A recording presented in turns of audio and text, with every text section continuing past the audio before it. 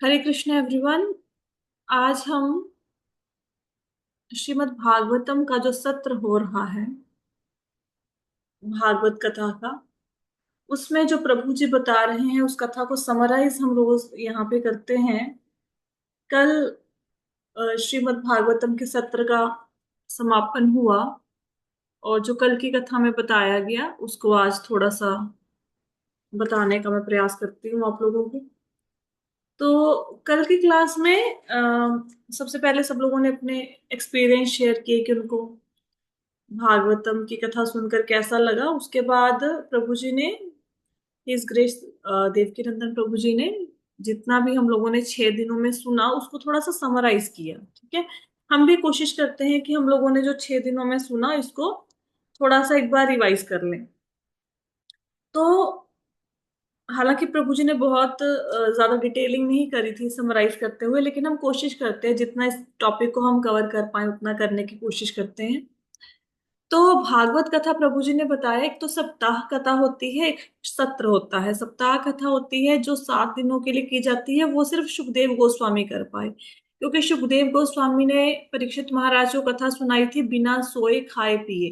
और परीक्षित महाराज ने 7 दिन तक बिना सोए खाए पिए कथा सुनी, लेकिन हम लोगों के लिए पॉसिबल नहीं है। तो वो प्रभुपाद जी भागवतम के सत्र करने के विषय में कहते हैं, जिसमें पूरी श्रीमद् भागवतम में 18,000 श्लोक हैं, 12 स्कंद हैं। तो उनमें से किसी भी स्कंद में से कोई एक पर्टिकुलर लीला भगवान की लेकर उस पे चर्चा की जाती है, किसी पर्टिकुलर टॉपिक पे। फिर प्रभु जी ने बताया था कि भागवत की कथा किस एक प्रश्न से शुरू हुई थी, जिसमें परीक्षित महाराज सुखदेव महाराज से पूछते हैं कि हमारे जीवन का लक्ष्य क्या है और जो व्यक्ति मरने वाला है उसको क्या करना चाहिए। फिर प्रभु जी ने श्रीमद् भागवतम का अर्थ बताया। श्री का अर्थ है श्रीमती राधा रानी, मद का अर्थ है युक्त, मतलब जो राधा रानी से युक्त है वो श्रीमद् भागवतम। भा मतलब भास्कर, भास्कर मतलब सूर्य, जो अज्ञान के अंधकार से व्यक्ति को ज्ञान के प्रकाश की तरफ ले जाती है। और त का अर्थ है तर जाना, श्रीमद् भागवतम सबको संसार सागर से पार ले जाती है। तो ये श्रीमद् भागवतम का अर्थ है। और यहाँ पे ये बताया कि श्रीमद् भागवतम सुखदेव जी ने कही है और सुखदेव जी श्रीमती राधा रानी के शिष्य हैं। सुखदेव जी पूर्व जन्म में एक शुक थे, एक तोते थे जो भगवान कृष्ण के तोते थे और हमेशा राधा नाम लेते थे। तो एक बार राधा रानी के पास गए तो राधा रानी ने बोला कि राधा नहीं कृष्ण कहो। तो सुखदेव गोस्वामी जी ने तब से एक आज्ञाकारी शिष्य की भांति हमेशा हमेशा भगवान कृष्ण का नाम लिया, राधा रानी का नाम नहीं लिया। तो इसलिए श्रीमद् भागवत में आपको राधा रानी का नाम नहीं मिलेगा कहीं पे। फिर प्रभु जी ने बताया कि इस कथा के विषय में थोड़ा सा बताया कि सुखदेव गोस्वामी जी कौन थे। पूर्व जन्म में एक शुक थे, वो भगवान शिव सती माता को कथा सुना रहे थे। तो ये वहां पे पहुंच गए शुक के रूप में, और सती माता ने 9वें स्कंद तक कथा सुनी, उनको नींद आ गई, लेकिन इन्होंने हुंकार भरी, इन्होंने सारी कथा सुनी। जब भोलेनाथ को पता लगा तो इनको मारने के लिए दौड़े, लेकिन ये वेद व्यास जी की पत्नी के गर्भ में चले गए और वहां से फिर इनका 13 साल के बाद जन्म हुआ। और वेद व्यास जी ने इतने सारे ग्रंथ लिखे हैं, फिर उन्होंने भगवान से प्रार्थना की कि भाई मुझे कोई ऐसा व्यक्ति दो जो इन ग्रंथों का प्रचार कर सके। तो भगवान की कृपा से सुखदेव महाराज जी के वेद व्यास जी के घर में सुखदेव महाराज जी ने जन्म लिया।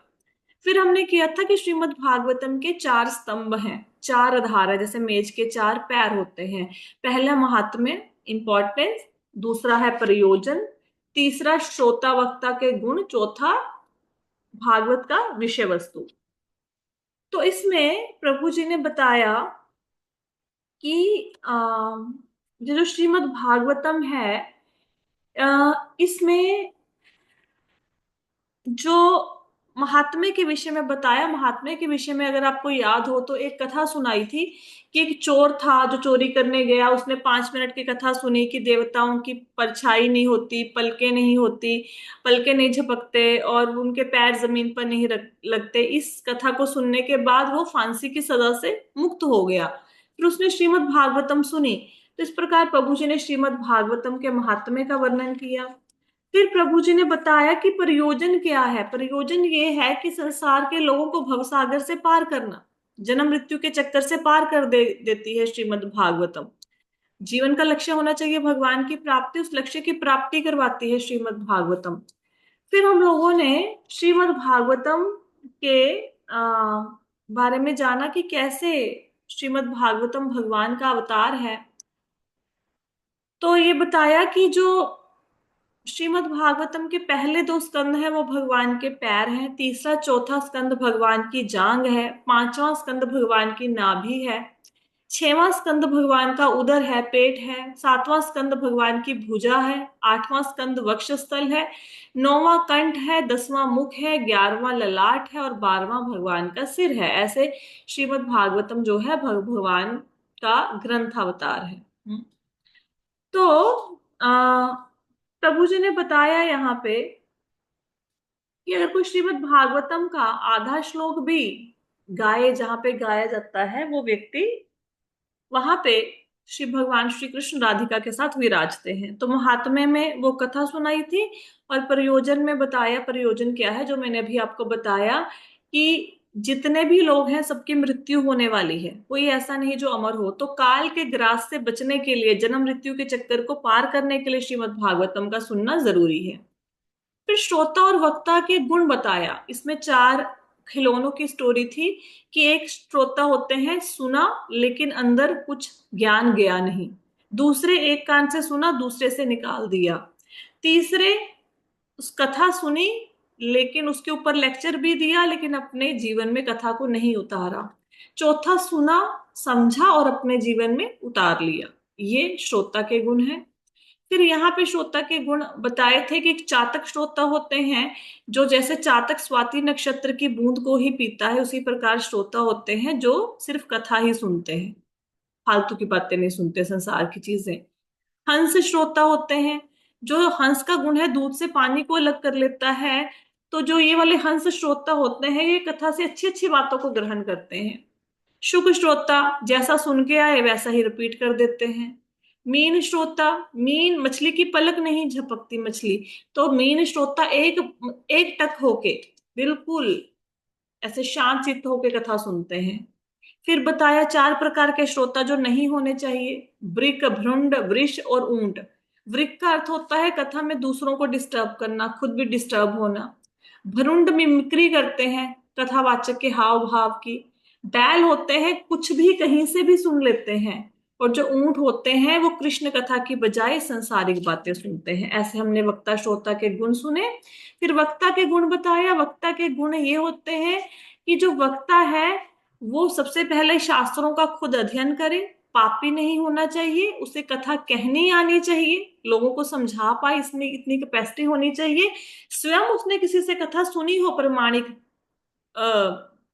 स्रोत से, और उसका मन भगवान में लगा होना चाहिए। उसको धन दौलत मान सम्मान के लिए कथा नहीं करनी चाहिए। और कथा में जो बताया उसको ऐसे प्रेजेंट करे कि लोग उसको ग्रहण कर सकें। ठीक है, तो ये श्रोता के गुण बताए। उसके बाद बताया कि जो कथा होती है वो चिंता को समाप्त करती है। फिर सेकंड डे की कथा में, ये फर्स्ट डे की कथा थी, सेकंड डे की कथा में प्रभु जी ने क्या सुनाया? उन्होंने भागवतम के विषय वस्तुओं के ऊपर चर्चा करी, कंटेंट्स के ऊपर, कि श्रीमद् भागवतम के 12 स्कंदों में क्या लिखा गया है, उसका सार बताया। सर्ग, सबसे पहले श्रीमद् भागवतम का पहला विषय वस्तु है सर्ग। सर्ग मतलब सृष्टि की रचना। तो सृष्टि की रचना 24 तत्वों से होती है, उसका वर्णन हमने पिछले सेशंस में किया है। तो ये जो सर्ग है, ये सृष्टि की रचना के लिए कंटेंट्स, जो 24 तत्व हैं उनको सप्लाई करना, एक ढंग से आप बोल सकते हैं, जो भगवान कारणोदक्षय विष्णु देते हैं सृष्टि रचना के लिए, 24 तत्वों का निर्माण करते हैं। विसर्ग, ब्रह्मा जी उन 24 तत्वों को लेकर सृष्टि का निर्माण करते हैं। सर्ग और विसर्ग का जो व्याख्यान है ये पहले और दूसरे स्कंद में आपको सुनने को मिलेगा। स्थान का मतलब है, सर्ग मतलब कोई घर बनाना है, उसके लिए रेता बजरी सीमेंट चाहिए। विसर्ग मतलब अब घर बनाना शुरू कर दिया। ठीक है, तो आई होप सो आपको समझ आ रहा है ना, इस सर्ग विसर्ग जो मैं बता रही हूँ, कि नहीं समझ आ रहा? कोई बताएगा? चलो माता जी समझ आ रहा। ठीक है। फिर स्थान, स्थान का अर्थ है जैसे हमने घर बनाया, हम कहते हैं बेडरूम कहाँ होगा, किचन कहाँ होगी। तो ये स्थान, कौन से जीव का क्या स्थान होगा, किस जगह पे कौन सा जीव रहेगा, है ना, उसको कहते हैं स्थानम। तो जो ये स्थानम है, इसका वर्णन श्रीमद् भागवतम के तीसरे स्कंद में आपको सुनने को मिलेगा। ठीक है, जस्ट 1 मिनट। ठीक है। तो अभी जब प्रभु जी ये कथा को सुना रहे थे, तो इसी बीच में हम लोगों ने ये जाना कि तीसरे स्कंद में श्रीमद् भागवतम के कर्दम मुनि देवहूति के पुत्र जो हैं भगवान कपिल, उनकी शिक्षाओं का वर्णन है। फिर आता है चौथे स्कंद में ब्रह्मा जी भगवान की सृष्टि करते हैं, इसमें ध्रुव चरित्र आता है। तो इसमें ध्रुव चरित्र का वर्णन है, जिसमें ध्रुव महाराज की कथा आप लोगों ने सुनी थी। मैं कथा का वर्णन नहीं कर रही हूँ, कि कथा का वर्णन करेंगे फिर बहुत समय लग जाएगा दोबारा से। ठीक है। और फिर चौथे स्कंद में आते हैं, पृथु महाराज की कथा आती है, राजा वेन की कथा आती है। फिर पांचवा स्कंद है स्थानम। स्थानम का अर्थ क्या है? चौथा पोषणम, पोषणम सॉरी। इसके बाद आया था, सबसे पहला था सर्ग विसर्ग स्थानम। स्थानम मतलब कौन सा जीव कहाँ रहेगा। पोषणम, पोषणम का अर्थ है सब जीवों का पालन पोषण। कौन पालन पोषण करते हैं? भगवान पालन पोषण करते हैं। तो पोषणम का वर्णन, स्थानम का वर्णन आएगा पांचवें स्कंद में, पोषणम का वर्णन आएगा छठे स्कंद में। और इसके बाद ऊतय, ऊतय का मतलब होता है कर्म वासना। अब सृष्टि बन गई लेकिन पता ही नहीं, हम लोग बोलेंगे कोई काम करने की इच्छा ही नहीं है, फिर कैसे सृष्टि चलेगी। तो ऊतय मतलब कर्म वासना, इसका वर्णन सातवें स्कंद में है, जिसमें प्रहलाद महाराज की कथा आती है। आठवें स्कंद में मनवंतर का वर्णन है। मनवंतर आपको पता है ना, ब्रह्मा के एक दिन में 14 मनु आते हैं। तो इसमें बलि महाराज की कथा है, जिसको प्रभु जी ने एक्सप्लेन किया। ठीक है। इसके बाद नवें स्कंद में ईशानु कथा है, भगवान की और उनके भक्तों की कथाएं हैं। 10वें स्कंद में भगवान कृष्ण की लीलाएं हैं, जिनको निरोध कहा जाता है, जो श्रीमद् भागवतम का एक कंटेंट का पार्ट है। और इसमें भगवान कृष्ण के जन्म की, उनके राक्षसों को मारने की कथा, राजाओं से युद्ध करने की, भगवान के द्वारिका के ऐश्वर्यों की, उनके विवाह की कथा आती है। 11वें स्कंद को कहा जाता है मुक्ति। इसमें मुक्ति का अर्थ है जो हम नहीं है उसको छोड़ना हो। हम कहते हैं ना हम शरीर हैं, उसको, अपने आप को शरीर ना मानना, कि मैं रूप शरीर नहीं हूं, मैं कौन हूं, मैं भगवान का दास हूं। इसका वर्णन 11वें स्कंद में आएगा। 12वें स्कंद के उनको आश्रय कहते हैं, कि भगवान सबको शरण देते हैं। तो ये हम लोगों ने भागवतम के कंटेंट को सेकेंड डे की कथा में सुना। सर्ग सृष्टि रचना के तत्व, विसर्ग सृष्टि की रचना करना, स्थान कौन सा व्यक्ति कहाँ रहेगा, पोषणम सबका भरण पोषण, ऊतय मतलब कर्म वासना, मनवंतर में धर्म की क्या सही है क्या गलत है उसके विषय में चर्चा, ईशानु कथा मतलब भगवान को जानना, आठवां निरोध, निरोध मतलब अब भगवान के सिवाय कुछ नहीं चाहिए, नौवां मुक्ति, और 10वां आश्रय। ये श्रीमद् भागवतम के विषय वस्तु हैं। इसके बाद प्रभु जी ने बताया कि श्रीमद् भागवतम की कथा शुरू हुई। श्रीमद् भागवतम की कथा में बलि महाराज के चरित्र को बताया गया। बलि महाराज के चरित्र का यह वर्णन किया गया कि भाई, एक प्रश्न से श्रीमद् भागवतम के बलि महाराज की कथा शुरू हुई कि बलि महाराज को से भगवान ने 3 पैर भूमि क्यों मांगी, और जब बलि महाराज ने दे दिया तो उनको बंदी क्यों बनाया। तो इसके उत्तर में प्रभु जी ने बताया कि बलि महाराज, एक बार देवताओं और राजाओं का युद्ध हुआ, बलि महाराज की वहां पे मृत्यु हो गई। उनके गुरु जो शुक्राचार्य थे, उन्होंने उनको जीवन दान दिया। बलि महाराज ने अपना तन मन धन सब कुछ गुरु को समर्पित कर दिया। उसके बाद उनके गुरु ने एक यज्ञ करवाया। उस यज्ञ से दिव्य घोड़ा निकला, रथ निकला, बाण तरकश सब कुछ निकला। और उन्होंने, शुक्राचार्य ने उनको शंख दिया, प्रहलाद महाराज ने उनको माला दी। जो कभी मुरझाती नहीं थी। प्रहलाद महाराज बलि महाराज के दादाजी हैं। और उन सारी चीजों को लेकर बलि महाराज ने स्वर्ग के ऊपर आक्रमण कर दिया और स्वर्ग में जाकर वहां पे स्वर्ग को जीत लिया। सारे देवता छुप गए बृहस्पति जी की आज्ञा के अनुसार कि भाई अभी बलि महाराज को वो जीत नहीं सकता, अभी तुम छुप जाओ, ठीक है। और बताया कि जब समय आएगा तो भगवान बलि महाराज से तुम्हें राज्य वापस दिलाएंगे। तो सारे देवता छुप गए। तो उनकी माता जो थी देवताओं की, अदिति, वो बहुत दुखी हुई। उसने सोचा कि मैं क्या करूं कि मेरे बच्चों को राज्य वापस मिल जाए। तो उनके पति तपस्या करने गए हुए थे कश्यप मुनि वापस आए। तो उन्होंने बोला कि अम, वो उदास थी, घर सूना था। जब पूछा तो बताया कि बच्चों का राज्य चला गया। तो कश्यप मुनि ने उनको पयोव्रत करने के लिए बोला। पयोव्रत 12 दिनों का व्रत होता है। तो इसमें उनको कुछ अनुष्ठान बताए कि तुमने क्या क्या करना है इस व्रत में। जैसे उन्होंने बताया कि तुम सूर्योदय से पहले जाग जाना, नित्य कर्म से निवृत्त हो जाना, ठीक है। और सुअर ने जहां पे खुदाई की हो जिस जमीन पे, उसकी मिट्टी को अपने शरीर पे लगा के फिर नदी में स्नान करना है, ठीक है। स्नान करने के बाद मंत्र जाप कर पवित्र वस्त्र धारण करने हैं, भगवान की पूजा करनी है, आरती करनी है, फूल इत्र दूध से बने पदार्थ भगवान को चढ़ाने हैं। द्वादश मंत्र का जाप करना है, ओम नमो भगवते वासुदेवाय। सूर्यास्त के बाद भोजन नहीं करना, भूमि शयन करना है, ऐसा बताया। और बोला 12 दिन ऐसा व्रत करो और 13वें दिन ब्राह्मणों को गुरुओं को बुला के भोजन करवाओ, दक्षिणा दो, उसके बाद तुम्हारे मनोकामना पूर्ण होगी।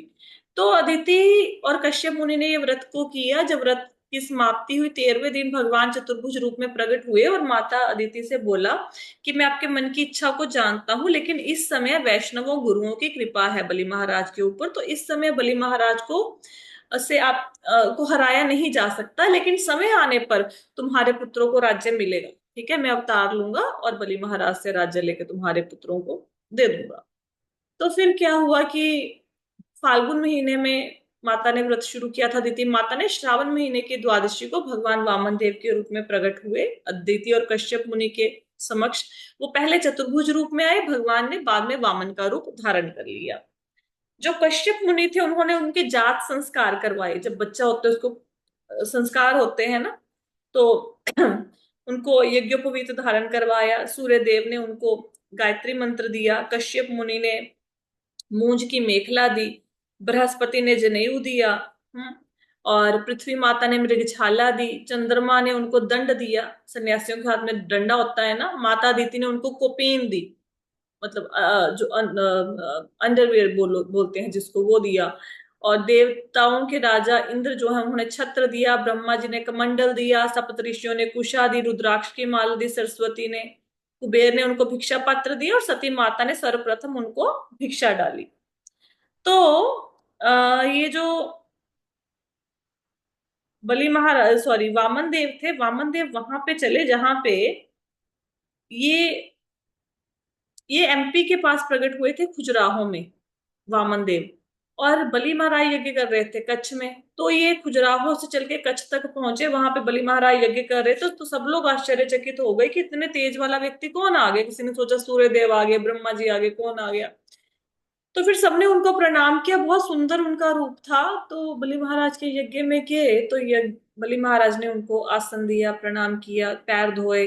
फिर पूछा कि आप कुछ यहाँ से याचना करने के लिए आए हैं, बताइए आपको क्या चाहिए, मैं सब कुछ दे सकता हूँ। तो वामन भगवान ने कुछ नहीं बोला, लेकिन बलि महाराज ने जब बहुत आग्रह किया तो वामन भगवान ने उनके पूर्वजों का गुणगान किया और बोला कि भाई तुम्हारे, मुझे पता है कि अगर तुमने एक बार कोई व्रत ले लिया कि मैं दूंगा, तो तुम पक्का मेरी जो भी मैं मांगूंगा तुम दोगे उसे, क्योंकि तुम कंजूस नहीं हो, तुम ऐसे भी नहीं हो, तुम्हारे खानदान में कोई ऐसा नहीं हुआ जिसने एक बार बोला मैं दूंगा बाद में वचन से मुकर जाए। ऐसा भी नहीं कि तुम्हें देने की क्षमता नहीं है, तो मुझे पता है कि तुम दोगे। बलि महाराज ने पूछा क्या चाहिए, तो वामन भगवान ने बोला मुझे 3 पग भूमि चाहिए, लेकिन मैं अपने पैरों से नापूंगा। तो बलि महाराज ने उनको समझाया कि आप कुछ और मांग लो, इतनी जमीन से क्या होगा, लेकिन वो अपने वचन पर अड़िग रहे। तो शुक्राचार्य ने समझाया बलि महाराज को कि ये विष्णु है, तुम्हें छलने के लिए आए हैं, तुम्हारा सारा राजपाट ले लेंगे। और कोई बात नहीं, तुम अपने वचन से झूठे नहीं होगे, क्योंकि अगर कोई व्यक्ति 5 तरीके बताए कि अगर झूठ बोलता है तो उसको झूठ नहीं लगता। जैसे पति पत्नी के बीच में झूठ बोला जाए, उसमें झूठ बोला जाए तो झूठ का पाप नहीं लगता। कहीं पे शादी ब्याह के लिए झूठ बोला जाता है, वहां पे किसी के प्राण संकट में हो, गो ब्राह्मणों की रक्षा के लिए झूठ बोला जाए, बिजनेस के लिए झूठ बोला जाए, तो उसमें झूठ का पाप नहीं लगता, तुम्हें झूठ का पाप नहीं लगेगा, मुकर जाओ वचन से। बलि महाराज नहीं माने। वामन देव को 3 भाग भूमि देने के लिए जैसे ही संकल्प कराने लगे, शुक्राचार्य जी ने संकल्प नहीं कराया, वामन देव ने खुद संकल्प कराया, लेकिन शुक्राचार्य कमंडल में छिप के बैठ गए। कमंडल के अंदर से जल को आने नहीं दिया बाहर, तो टूटी में छुप के बैठ गए। तो वामन देव ने जो कुशा दी थी सप्तऋषियों ने, वो मारा कमंडल के अंदर, शुक्राचार्य की एक आंख फूट गई। वो हाय हाय करते बाहर आ गए और वामन देव ने संकल्प करा दिया। उन्होंने अपने 2 पैरों से, वामन देव ने एक पैर से ऊपर के 7 लोगों को नाप लिया, एक पैर से नीचे के 7 लोगों को, और उसके बाद तीसरा पैर देने के लिए कोई जगह नहीं बची। सारी प्रजा रोने लगी, हाहाकार बच गई कि सारा राज्य ले लिया। देवताओं के सॉरी, उसी समय भगवान के पार्षद वहां पे आ गए, नंद सुनंद जय विजय सब। और जो राक्षस थे उन्होंने पार्षदों के ऊपर हमला कर दिया कि हमारे महाराज का, बलि महाराज का राज्य ले लिया। तो बलि महाराज ने समझाया कि समय अभी पहले हमारा था, अब उनका है, तो समय आने पे तो तुम्हें फिर से राज्य मिल जाएगा स्वर्ग का, लेकिन अभी उनसे झगड़ा मत करो। तो युद्ध शांत हो गया। फिर गरुड़ जी ने बलि महाराज को वरुण पाश में बांध लिया। भगवान की इच्छा को जानते हुए बलि महाराज को, बलि महाराज को वामन भगवान ने खूब डांटा कि तुम तो बड़ी बड़ी बातें कर रहे थे, बताओ तीसरा पैर कहाँ रखूं, तुम्हें अहंकार था कि मैं सब कुछ दे सकता हूँ। तो बलि महाराज ने कहा मेरा वचन झूठा नहीं होगा, तीसरा पैर मेरे सिर पे रखिए। वैसे अपना वचन पूरा किया। फिर प्रहलाद महाराज आए, उन्होंने कहा अच्छा किया आपने इसके साथ, बलि के साथ जो किया, क्योंकि कहते कि अदरवाइज इसको अहंकार हो जाता।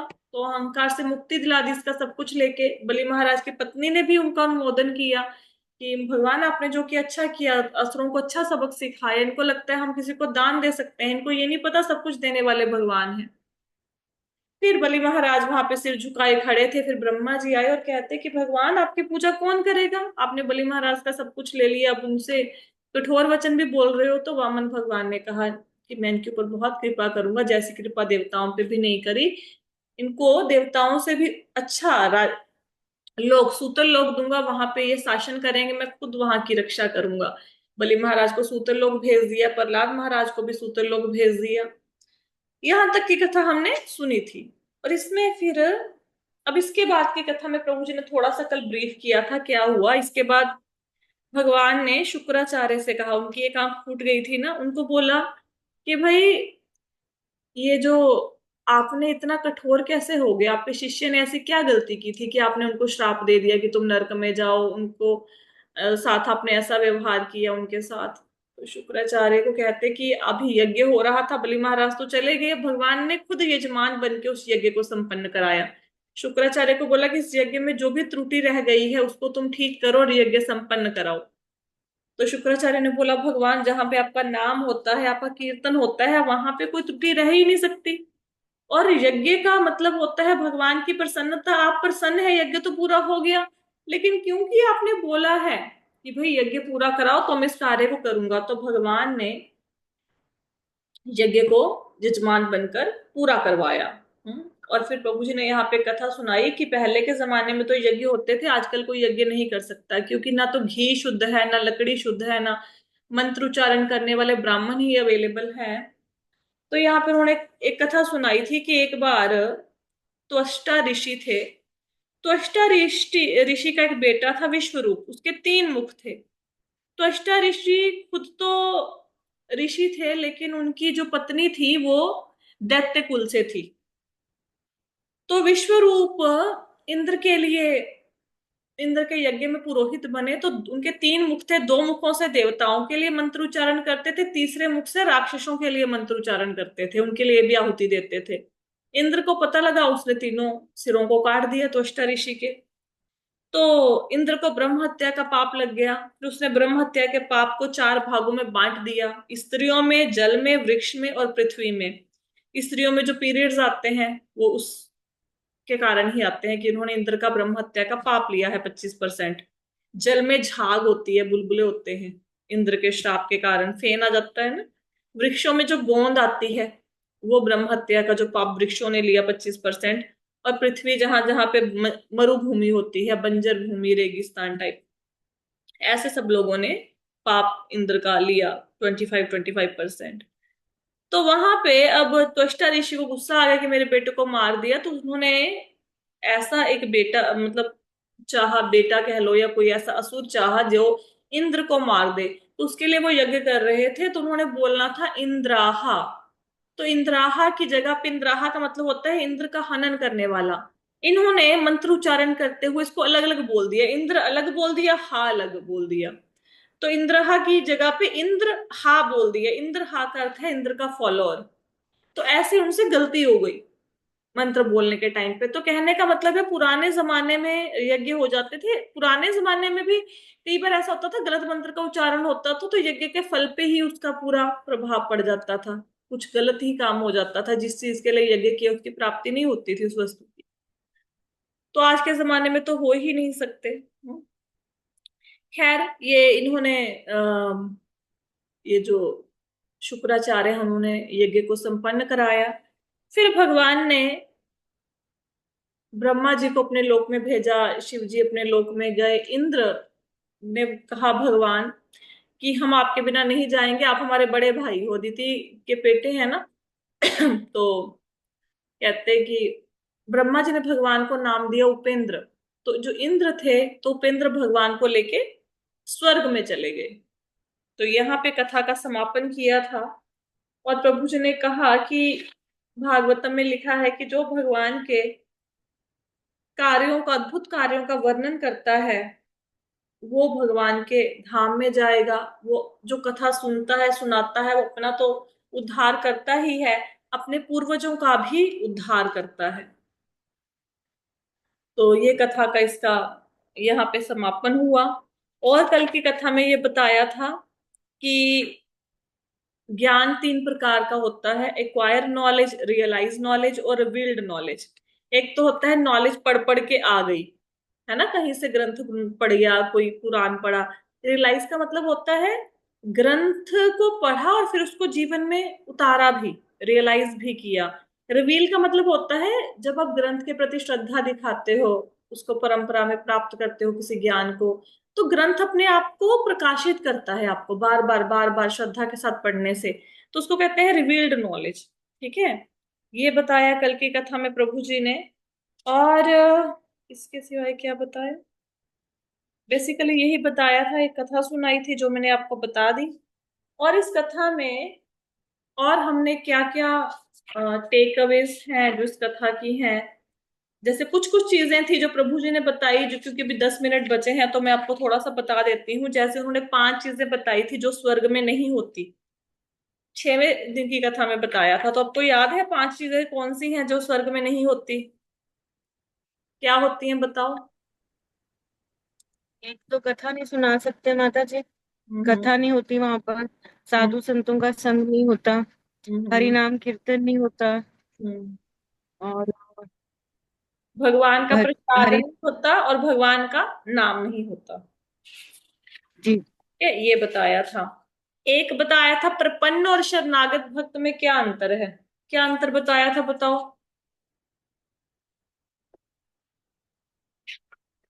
याद है किसी को? प्रपन्न का अर्थ होता है छोटा बच्चा। शरणागत मतलब बड़ा बच्चा समझ लो, जैसे एक छोटा बच्चा है, नवजात शिशु, अभी जन्म ही लिया है, वो पूरी तरह से भगवान के ऊपर डिपेंडेंट है। लेकिन जो बड़ा बच्चा है वो पूरी तरह से डिपेंडेंट नहीं होता माता पिता के ऊपर, इंडिपेंडेंट होता 20 साल का बच्चा। तो हमने भगवान की के शरणागत होना है या प्रपन्न भक्त बनना है? शरणागत भक्त बनेंगे या प्रपन्न बनेंगे बताओ? कौन बनोगे भाई? प्रपन्न, नवजात शिशु की भांति भगवान के भक्त बनेंगे। ठीक है, ये बताया था प्रभु जी ने।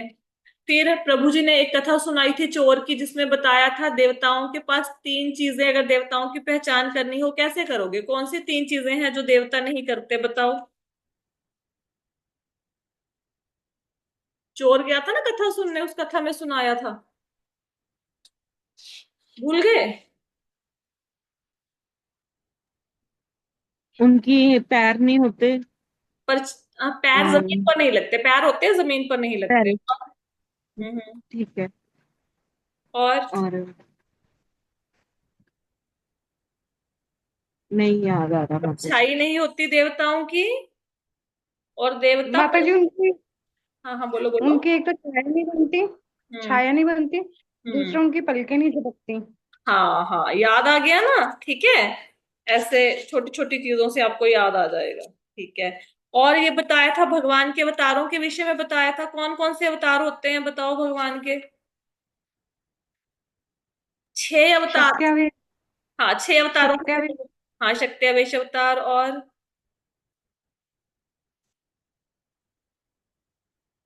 और बताओ। गुणावतार। हाँ, गुणावतार, वेरी गुड। गुणावतार। और गुणावतार, युगावतार, लीलावतार, मनवंतर अवतार और पुरुषावतार। ठीक है, पुरुषावतार में कौन कौन आएगा बताओ।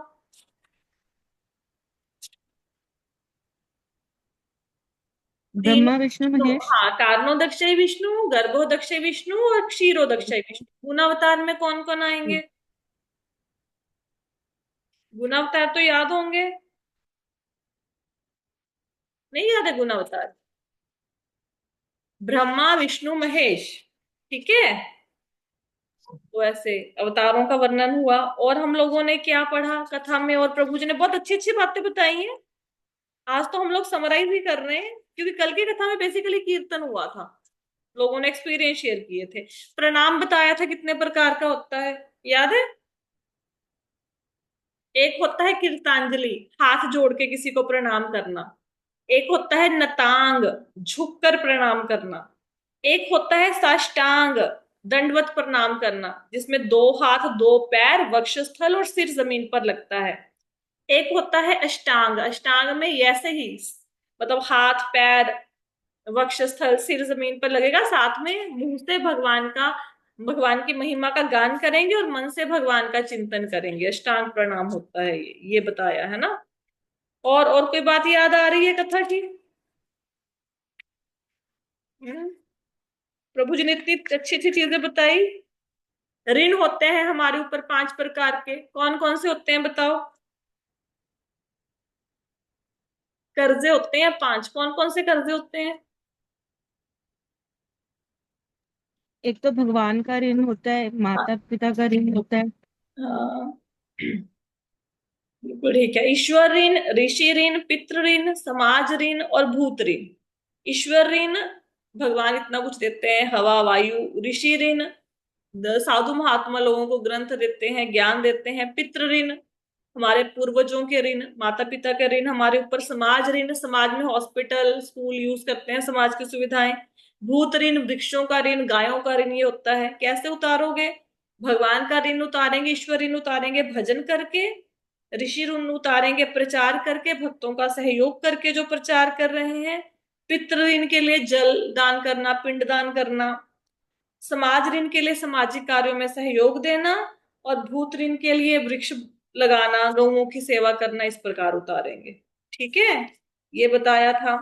फिर भगवान विष्णु के 4 चिन्ह हैं, शंख चक्र गदा और पद्म। इन चारों का क्या अर्थ होता है। शंख किस लिए होता है। शंख भक्तों के उत्साह को बढ़ाता है। कमल, कमल भगवान के भक्तों को आनंद देता है। और चक्र भगवान के भक्तों की रक्षा करता है। और जो गदा है वो देखता है कि भगवान के भक्तों पर विपत्ति ना आए। ठीक है, ये शंख चक्र गदा और पद्म के चिन्हों का मतलब है। भगवान ये चिन्हों को धारण करते हैं भक्तों का उत्साह बढ़ाने के लिए, आनंद देने के लिए और भक्तों की रक्षा करने के लिए। ठीक है, ये हुआ। और क्या कथा से और क्या सुना, और प्रभु जी ने क्या बताया, कुछ याद आ रहा है। बहुत सुंदर कथा है, बार बार सुनो इसको, फिर थोड़ा ध्यान में आएगा, है ना। दान के बारे में बताया, तमोगुनी दान करोगे तो कितना इंटरेस्ट मिलेगा। 10%। जरूरतमंदों की सहायता करना। रजोगुनी दान करोगे, स्कूल हॉस्पिटल बनवाओगे तो 20% ब्याज मिलेगा। सतोगुनी दान करोगे तो 100% वापस मिलेगा। और भगवान के लिए जो दान करोगे उसमें वो अनंत काल तक रहेगा, ये बताया है ना।